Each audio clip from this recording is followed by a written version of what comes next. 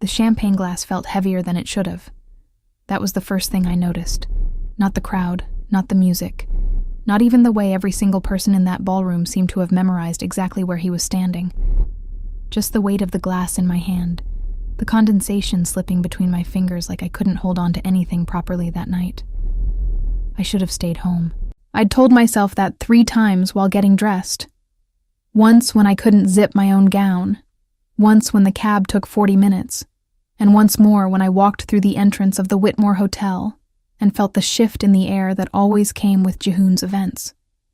That particular stillness, like the room was holding its breath. I worked for a catering company, upscale private events, corporate dinners, the kind of gatherings where nobody looked at you directly unless they needed something. I'd been doing it for 2 years, long enough to move through expensive rooms without feeling out of place, long enough to read a crowd in under 10 minutes. Servers were invisible here. That was the whole point. Except tonight I wasn't working.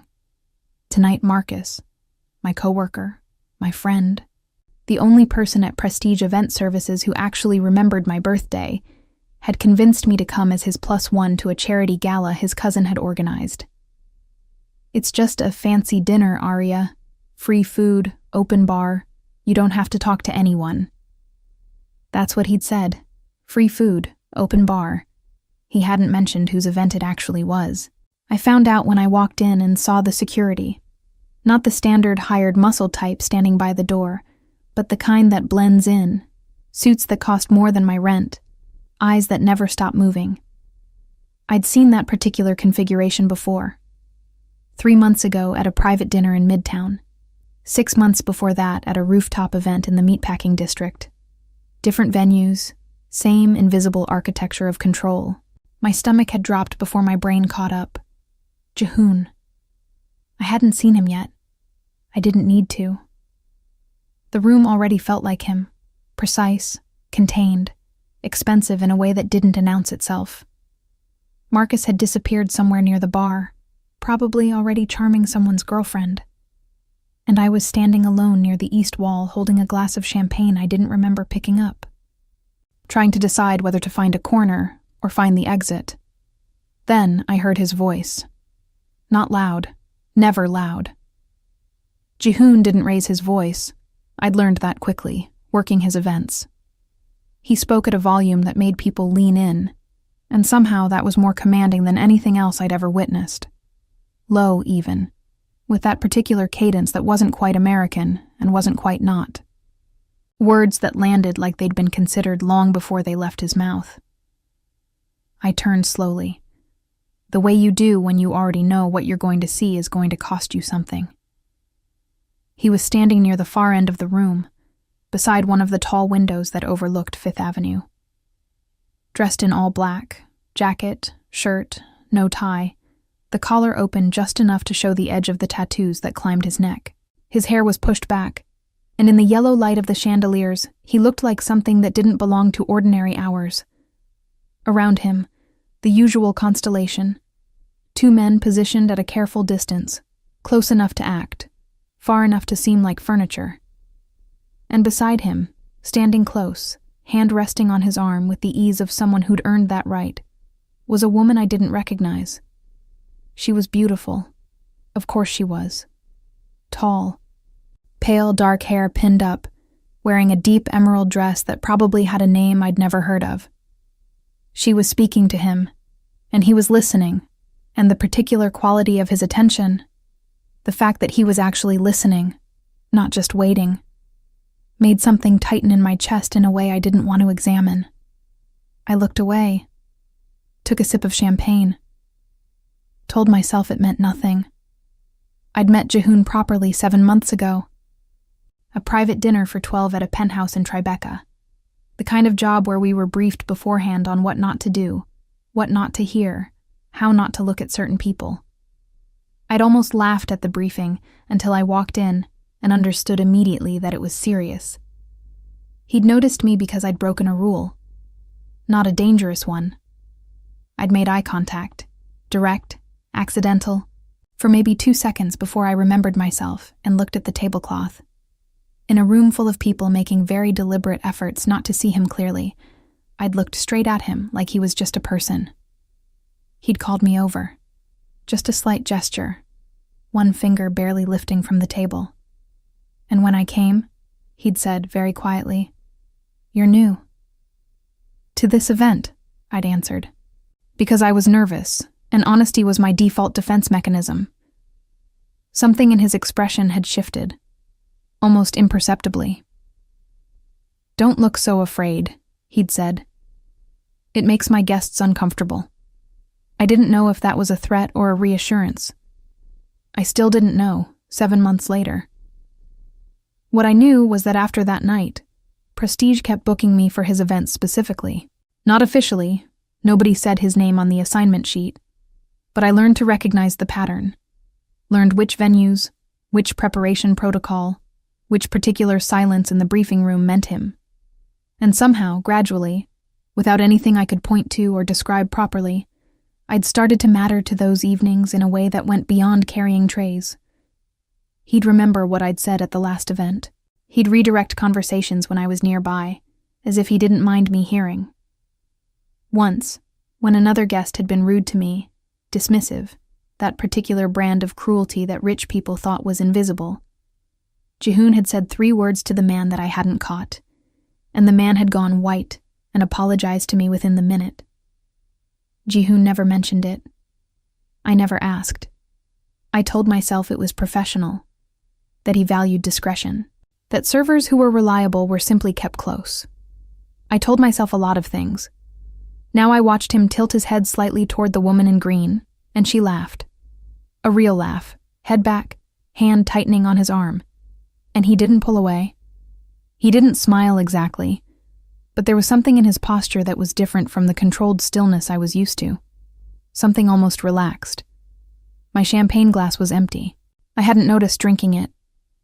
This is why you don't come to these things as a guest, I thought. This is exactly why. I turned toward the nearest table to set the glass down, and when I straightened up, I found one of Jihoon's men standing 4 feet away, looking directly at me. Not hostile. Not approaching. Just looking.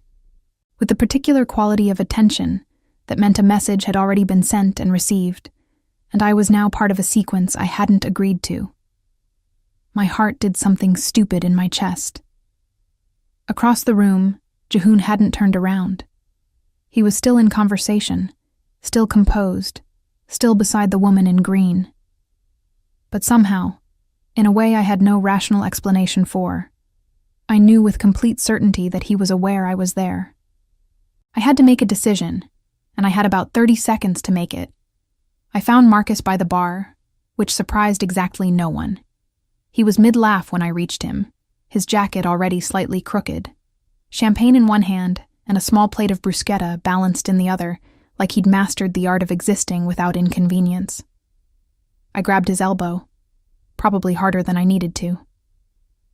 "Hey," he started. "Whose event is this?" I asked, keeping my voice low. "Marcus. Whose event?" He had the decency to look guilty, which meant he already knew I knew. "My cousin organized the charity component. I wasn't lying about that. She just coordinates with the primary host team." "The primary host. Aria. Say the name." He glanced sideways, a reflex, like the name itself required checking whether the room was listening. That told me everything. "Kang," he said, barely audible. "Kang Jihoon. Look, I didn't think it would be a big deal. You've worked his events before. Working and attending are not the same thing, Marcus. You look amazing tonight. You've got a free drink in your hand, and the canapes are genuinely outstanding." I let go of his elbow, took a breath.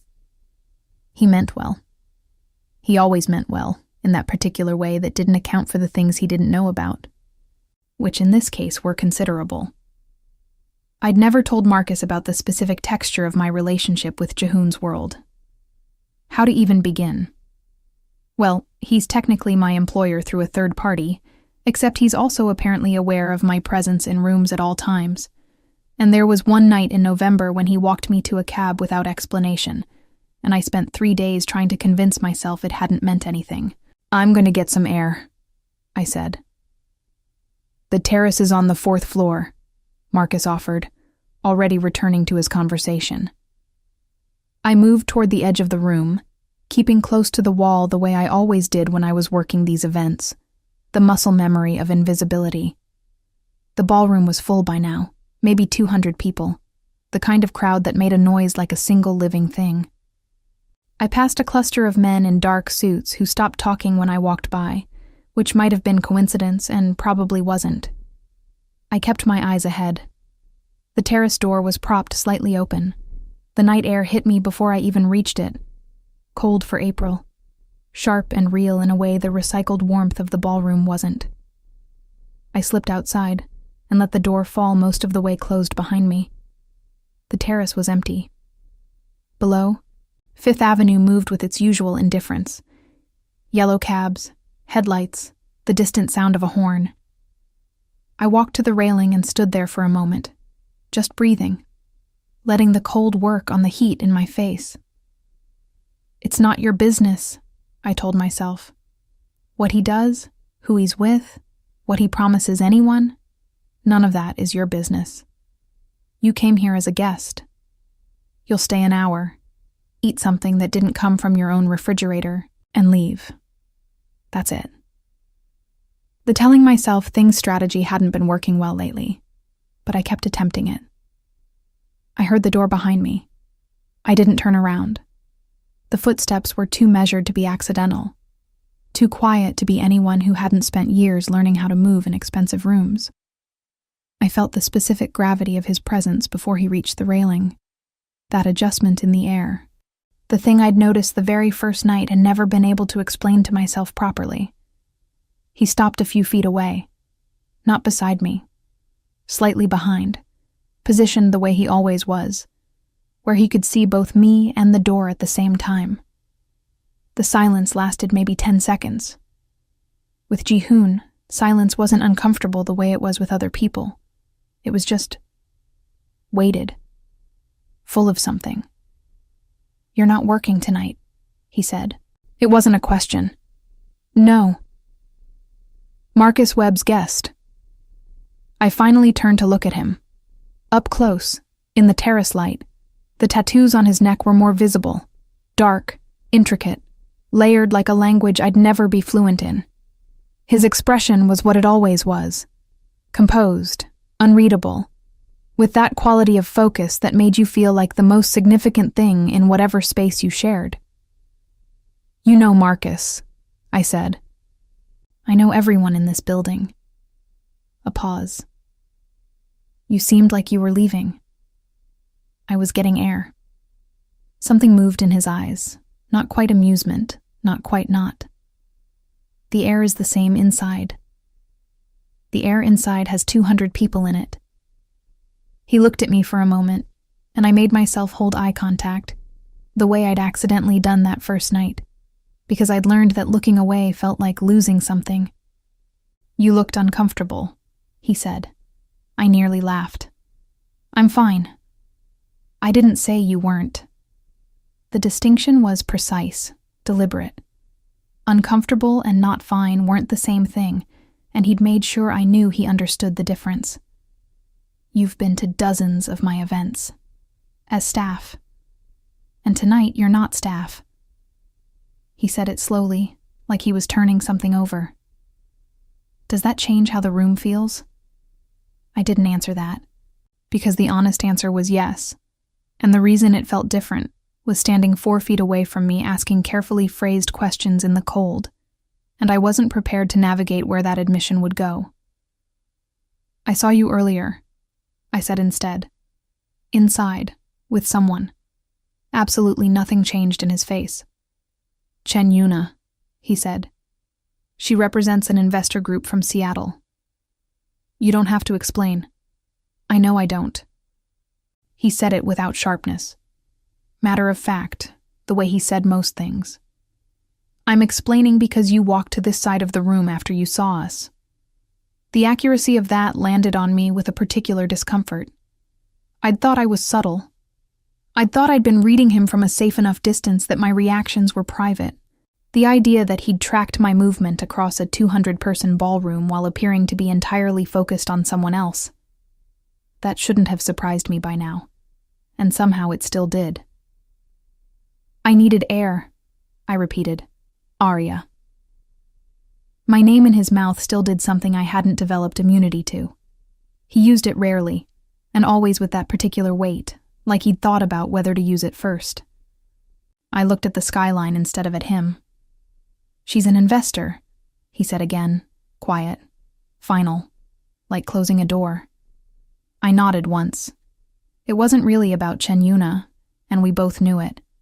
It was about the shape of everything I couldn't name, the 7 months of almost something, the way his world kept pulling me into its orbit, despite the fact that I was a caterer from Crown Heights, who didn't belong anywhere near the Whitmore Hotel as a guest. It was about the woman in green, and the ease of her hand on his arm, and the laugh she'd gotten out of him, and the part of me I was still pretending didn't exist that had watched all of it from across a ballroom, and felt the specific ache of something I'd never been offered. I should go back inside, I said. He didn't move, didn't step aside, didn't say, don't go. He wouldn't. That wasn't how he operated. But he also didn't shift the weight of the silence, didn't release me from it the way he could have with a single word. Then his phone buzzed in his jacket. Once, twice. He glanced at it. The briefest look, the kind that processed information in under a second, and something in his posture changed, almost imperceptibly. A tension that came in and immediately got locked down. Stay on the terrace, he said, and his voice was different. Not louder. Just certain, the way an instruction is certain when it isn't optional. What? But he was already moving back toward the door, phone to his ear, speaking Korean in a low continuous stream, and the two men who had apparently been standing at the terrace entrance, I hadn't even seen them, and I'd been standing there for 10 minutes, were repositioning themselves in a way that suddenly made the terrace feel much smaller. I turned back to the railing. My hands found the cold metal and held on. Below, Fifth Avenue kept moving. Indifferent, continuous. And somewhere behind me, through the glass and the crowd and the careful architecture of his world, something was happening that I wasn't supposed to see. And he had made sure I was outside, contained, accounted for, before he walked toward whatever it was. I stood there for a long moment, in the cold, understanding something I hadn't let myself understand before. He knew exactly where I was. He always had. They kept me on that terrace for 22 minutes. I know because I checked my phone twice, once at minute 8, when the cold had worked its way through the fabric of my gown, and I started seriously considering whether ignoring Jihoon's instruction was a survivable decision, and once at minute 17, when one of the men by the door shifted his weight in a way that felt like a response to something I hadn't heard. At minute 22, the same man stepped aside and gave me a single, almost imperceptible nod. Permission to re-enter my own evening. I walked back into the ballroom with my arms crossed against the cold still sitting in my skin. And the first thing I noticed was that the room had changed. Not dramatically. The music was the same. The crowd density was the same. The chandeliers still threw that warm amber light over 200 people performing wealth at each other. But there were fewer dark suits near the east wall, and the particular quality of tension that had lived under the surface of the event like a current was gone. Whatever had happened had been resolved, and resolved cleanly, and no one in that room who wasn't supposed to know about it would ever know. That was the world I kept accidentally standing at the edge of. Marcus found me before I found him, appearing at my shoulder with a fresh glass of champagne and the look of a man who had been watching a door for 20 minutes. You okay? Fine, I said, taking the glass. You were outside for a while. The air was good. He gave me a look that said he didn't entirely believe me, but had made a personal policy decision not to press it. One of Marcus's better qualities. We stood together for a moment, watching the room, and I was grateful for the normalcy of him. Slightly crooked jacket, bruschetta crumbs on his lapel. Absolutely no awareness of the undercurrents that had just moved through the space around us. I didn't see Ji-hoon for the next 40 minutes. I ate something. Small plates circulating on trays. The kind of food that was more architecture than sustenance. And I talked to Marcus's cousin briefly, a sharp-eyed woman named Denise, who organized charitable galas for a living, and had strong opinions about floral arrangements. I laughed at something she said. I felt almost normal. Then I went to the restroom, and that's where I heard it. The women's lounge on the 4th floor was the kind of space that cost more to maintain than my apartment. Marble counters, low lighting, a small seating area with upholstered chairs near the entrance. When I pushed the door open, 2 women were sitting in those chairs, and they didn't register me immediately because I moved quietly, and they were deep in conversation. Confirmed it himself, apparently. Yuna told Miriam directly. When? Tonight. That's why she's here, isn't it? He had her flown in from Seattle specifically. I'd stopped moving. I was standing just inside the door, partially behind the partition that divided the entrance from the lounge area, and I understood I should either announce myself or leave, and I did neither. She said he used the word future, a pause that had weight in it. She said he told her he saw a future with her. You don't say that to someone you're just keeping around. Ji-hoon doesn't say anything he doesn't mean. Exactly. A small silence. The sound of a compact clicking open. She's been patient, 3 years. The distance, the everything that comes with him. If he's finally saying it out loud, it means it's decided. I turned around and walked out. The hallway was empty. I walked to the end of it, to where a window seat was built into the alcove near the elevator bank, and I sat down on it, and I stared at the wall across from me, and I waited to feel something I could identify. It took a moment. Then it arrived. Not sharp, not dramatic. Just a slow, settling wait. The kind that comes when something you'd been pretending wasn't real becomes real in a way you can't re-pretend. I'd known on some level that what existed between Ji-hoon and me was a thing I'd been constructing mostly from my own materials. His attention, yes. Real, specific, impossible to dismiss. The way he remembered. The way he made space. The cab in November. The terrace tonight. These things were real. But real wasn't the same as what I'd been quietly, carefully building from them in the private architecture of my own chest. He saw a future with her. Yuna, the woman in green. The one who'd been patient for 3 years. The one who knew what she was agreeing to when she agreed to it. Who existed inside his world rather than perpetually on its border. Who was here tonight because he'd had her flown in, which meant something that didn't require interpretation. I sat with it for a minute. Maybe 2. Long enough to let it be real. Then I stood up, went back to the lounge, fixed my lipstick in the mirror with hands that were steady, and walked back to the elevator. I found Marcus, told him I was heading out, gave him a hug that I meant. He looked at me with that particular concerned quality he had sometimes, the one he usually suppressed in favor of being easy company. You sure? Long week, I said. The food was great. Thank your cousin. He caught my arm gently as I turned. Arya, you good? Yeah. I smiled, and it wasn't entirely false. I'm good. I meant to walk straight to the coat check and then the exit. Instead, I found myself taking a longer route along the edge of the ballroom. Not consciously, not strategically. The way your feet sometimes make decisions your brain is still catching up to. And I saw him.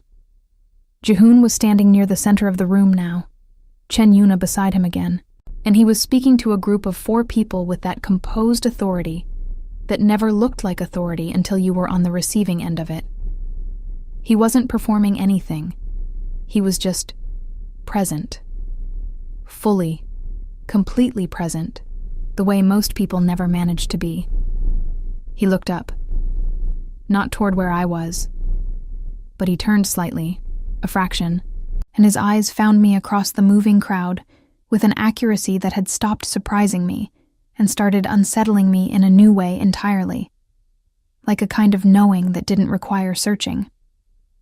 I held his gaze for exactly 1 second. Then I turned and walked toward the exit. I didn't look back, and I told myself that was a choice, and it mostly was. The coat check attendant brought my jacket. I tipped her. I pushed through the door into the cold proper of the April night. The street noise was immediate and indifferent and a relief in a way I hadn't expected. I walked half a block before I stopped. My phone was in my hand without my deciding to take it out. I stood on the sidewalk in the yellow light of the hotel awning, still spilling out behind me, and I looked at it for a moment, and then I put it back in my bag. There was nothing to do with a phone. No message to send.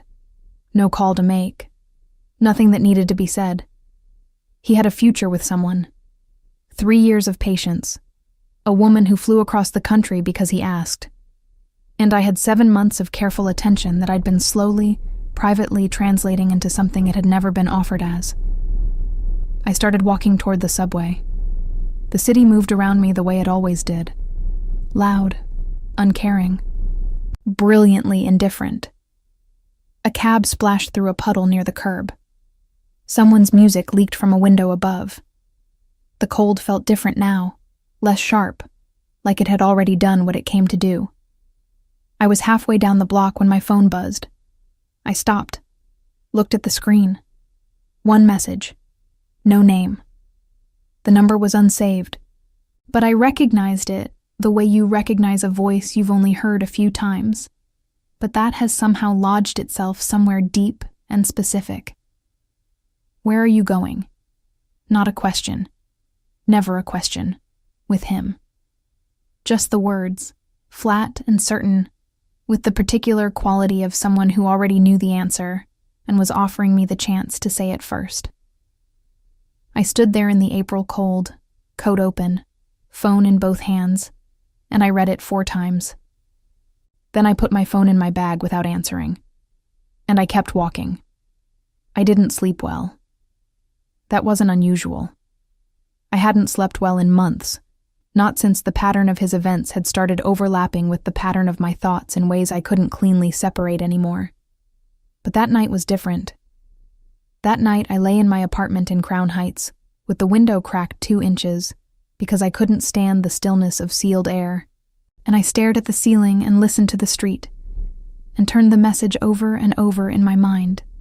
Like something with an edge, I kept finding new ways to cut myself on. Where are you going? I hadn't answered. I still hadn't answered, 12 hours later, standing in my kitchen in yesterday's sweater making coffee I didn't particularly want.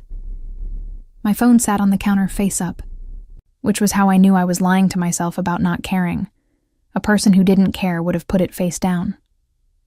The coffee finished brewing. I poured a cup. I looked at the phone. No follow-up message.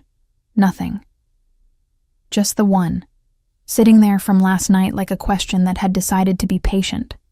I thought about Yuna, about the word future. Dropped into a conversation between 2 women in an upholstered chair, like it was a fact that had already finished becoming true. Jehoon didn't say anything he didn't mean. That's what the woman had said, and I believed it completely, which was the problem. I believed it because I'd spent 7 months watching him choose his words the way a watchmaker chooses components. Nothing extraneous, nothing imprecise. If he'd said future, he meant future. I drank my coffee. I got dressed. I had a shift at a corporate luncheon in Midtown at 11, a straightforward job, 50 guests, buffet service, out by 3. The kind of work that required enough attention to keep my hands busy, and not quite enough to keep my head busy, which was either exactly what I needed or exactly what I didn't, and I wouldn't know which until I was in it. I took the A train. I stood the whole way, which I preferred.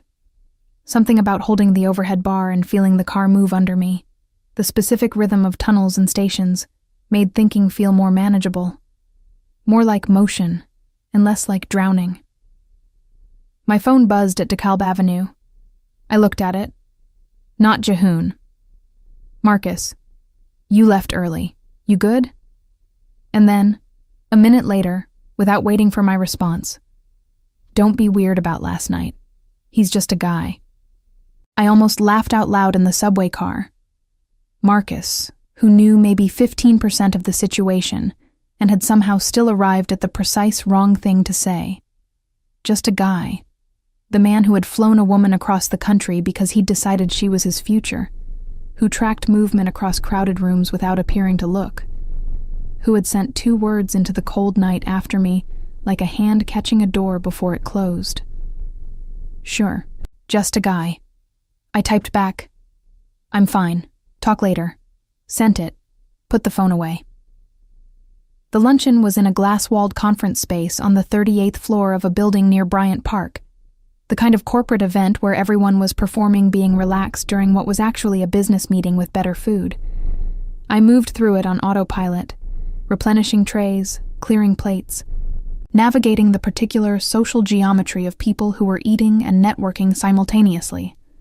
My supervisor, a brisk woman named Carolyn, who'd been doing this for 15 years and had the energy of someone who'd made peace with invisibility, gave me one approving nod midway through the service that meant I was doing fine. I was always doing fine. That was my particular skill. Showing up, being competent, leaving no trace. It was almost 2 o'clock when I went down to the service corridor to restock, and I found one of Jehoon's men standing outside the freight elevator. I recognized him, the one from the terrace, the one who'd given me the nod. He was in a different suit today, charcoal instead of black, but the posture was identical, and the quality of stillness was unmistakable. He wasn't looking at me in a threatening way. He was just standing there with the particular patience of someone who had been told to wait and was waiting without opinion. I stopped. What is this? Mr. Kang would like a few minutes, he said. Neutral, professional, like this was a completely ordinary sentence. I'm working. Your shift ends at 3. He's aware. The fact that Jehoon knew my schedule, that someone had looked into it, that he'd sent a person here in advance, should have alarmed me more than it did. What it actually did was something more complicated. Something that lived in the same neighborhood as Alarmed, but with different furniture. Where? I said. Downstairs. He has a car. I stood there for a moment, weighing it. The rational options were clear. I could say no. Go back upstairs, finish my shift, take the train home, and continue the process of building appropriate distance that I'd started last night when I walked out of the Whitmore and didn't answer his message. That was the sensible architecture. Instead, I heard myself say, "Tell him I'll be down at 3. The man nodded once and stepped back. I went back upstairs and finished my shift. At 3:02, I walked out of the building onto 40th Street, and the car was there. Black, unmarked, parked at the curb with a second man standing near the rear door. He opened it when he saw me. I got in. Jehoon was already inside. He was sitting against the far door, jacket off, one arm resting along the back of the seat. In the daylight, real daylight, gray and flat through the tinted windows, he looked different than he did at his events. Still composed, still precise, but without the particular formality that venues added to him. More like himself, maybe, though I had no reliable information about what that actually was. He looked at me when I got in, didn't say anything immediately. The car pulled into traffic. "You didn't answer," he said. "I know." "Why?" I looked out the window at Midtown moving past. "Because I didn't know what to say." A pause. "That's not like you. You don't know me that well." "Aria." The name again, weighted, placed. "I know you well enough."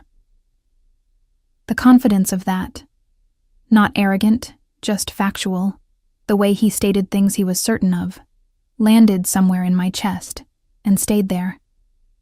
I turned to look at him. He was watching me with that quality of attention that I'd once mistakenly categorized as professional interest, and had been slowly, reluctantly, reclassifying ever since. "I heard something last night," I said.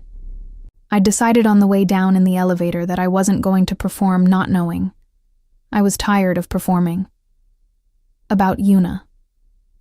Nothing changed in his face, but there was a stillness that arrived, slightly different from his regular stillness, more intentional. "What did you hear?"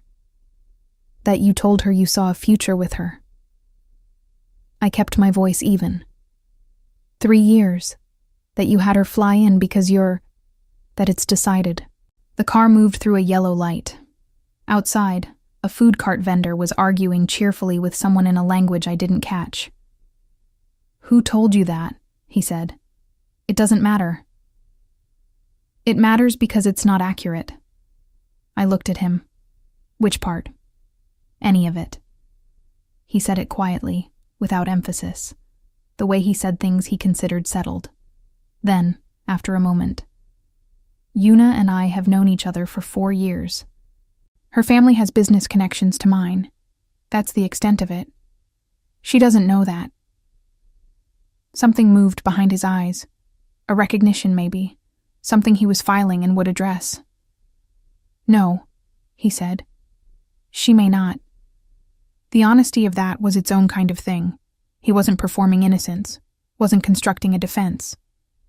Just acknowledging the gap between what he understood the situation to be and what someone else had been building in the same space. I recognized that gap. I'd been living in my own version of it. "Why am I in this car?" I asked. He looked at me for a long moment. The city moved outside. "Because you walked out," he said, "and you didn't answer. And I don't." A brief pause, the first I'd ever heard him take. The first time I'd ever seen him reach for a word. I don't do well with things I haven't been given an explanation for. In 7 months, I had never once heard him say, "I don't do well with anything." The words sat in the car between us like something delicate that had been set down carefully.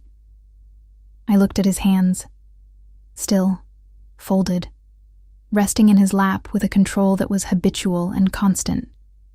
And I thought about the terrace, about the text message, about the man sent to a freight elevator in Midtown to wait without opinion.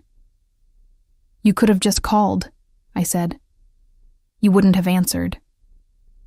He was right, and we both knew it. The car stopped at a light somewhere in the 50s, and for a moment the only sound was the engine idling and the muffled city outside. And I sat with the impossible fact of being in this space with this person, neither of us pretending anymore that this was about catering work, or event staffing, or any of the other categories we'd been using to file what this actually was. "I didn't know what I was walking away from," I said, finally, quietly. "I still don't." He held my gaze. Something shifted in his expression. Not much, just enough. "I know," he said. And then, as if that were a complete thought, he looked out the window. The light changed. The car moved, but his hand, resting on the seat between us, had shifted 2 inches closer to mine. Barely noticeable. Deliberate in the way that only things he chose were deliberate. I didn't move away. The car took me home.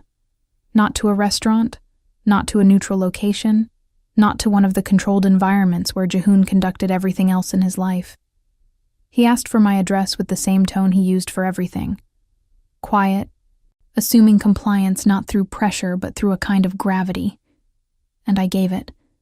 And the driver adjusted the route without a word, and 20 minutes later we were idling on my street in Crown Heights, which looked exactly as ordinary as it was.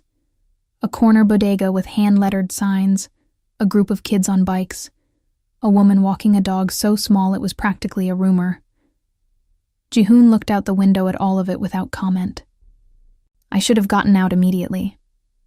I had my bag in my lap and my hand near the door handle, and the entire sensible structure of self-preservation available to me. Instead, I sat there for a moment, in the particular silence that existed only in his presence, Not uncomfortable, never quite comfortable, something in between that I'd stopped trying to name. "The thing with Yuna," I said. "You need to tell her." He turned to look at me. "Whatever she thinks is happening, whatever she's been telling people." I held his gaze, steadier than I felt. "She's been patient for 3 years. She deserves an honest conversation, not just a slow disappearance. A beat." He looked at me with that unreadable quality, and then something behind it. Something I didn't have enough information to fully decode but recognized as a form of being seen. "Yes," he said. Just that. "Yes." Not a defense, not an explanation. An acknowledgement that arrived without friction. I nodded once. Opened the door. "Arya." I stopped, half in, half out of the car, the Crown Heights air replacing the climate-controlled quiet of the interior. "Saturday," he said. "I have a dinner. Private. At the house in Riverside." A pause that wasn't quite a pause, more like a space he was making. "I'd like you to come. Not as staff." I stood there in the open door of a car that cost more than a year of my rent, on a street where Mrs. Patterson from 4B was now watching from her window with unconcealed curiosity. And I thought about 7 months of almost something. About the terrace. About a message sent into the cold that didn't ask a question but somehow was one. About a hand that had moved 2 inches and waited. "I'll think about it," I said. Something in his expression shifted, barely, just at the edges. Almost, in someone with a less controlled face, a smile. "All right," he said. I got out, closed the door. The car stayed at the curb for a moment, engine running, and I didn't look back because I was working on a personal policy of not performing my own uncertainty for an audience. I walked to my building door, got my key out, let myself in. From the lobby window, I saw the car pull away. I spent Thursday existing in the ordinary texture of my life with unusual attention, the way you sometimes do when you've been reminded that ordinary has its own specific weight. I worked a breakfast service in the financial district. I called my mother, who wanted to tell me about a cousin's engagement, and asked if I was eating enough, in that order of priority. I reorganized my closet, which I'd been meaning to do for months, and found a cardigan I'd thought I'd lost, and experienced a disproportionate amount of satisfaction about it. I didn't think about Saturday. I thought about it constantly. Friday afternoon, I was restocking supplies in the prestige storage room when Carolyn appeared in the doorway with a clipboard and a look that meant administrative something. "You're off the books Saturday," she said, not looking up. "Override from the client coordinator. Personal day." I straightened. "I didn't request a personal day." "No, but it was requested on your behalf." She made a note. "Apparently you have a prior commitment." She left before I could respond. I stood among the folded linens and stacked glassware and understood, with a clarity that should have been irritating, and was instead something else entirely, that Jehoon had already decided I was coming to dinner on Saturday. Not because he'd override my refusal. He wouldn't. I was certain of that now in a way I hadn't been at the beginning, but because he knew me well enough, apparently, to understand that my "I'll think about it" had already been a yes. The embarrassing part was that he wasn't wrong. I sat down on a supply crate and laughed, quietly, alone among the linens. A short, real laugh that surprised me a little. Then I took out my phone and typed a message to the number I'd never saved. "You had Carolyn give me a personal day." The response came in under a minute. "Your shift would have conflicted. That's not how personal days work. It is now." I stared at the screen. The possessiveness of it, practical, unapologetic, arriving without ceremony, was absurd. It was the kind of thing that should have made me close the conversation and reconsider my entire series of recent decisions. Instead, I felt something warm settle in my chest, unhelpfully.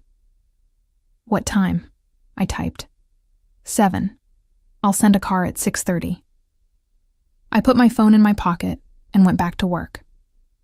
Saturday arrived gray and quiet, the kind of April day that couldn't decide whether it was still winter. The house in Riverside turned out to be a townhouse on a tree-lined street. Nothing ostentatious from the outside, just clean lines and dark brick, the kind of architecture that communicated wealth through restraint. The car stopped in front of it at 6:52.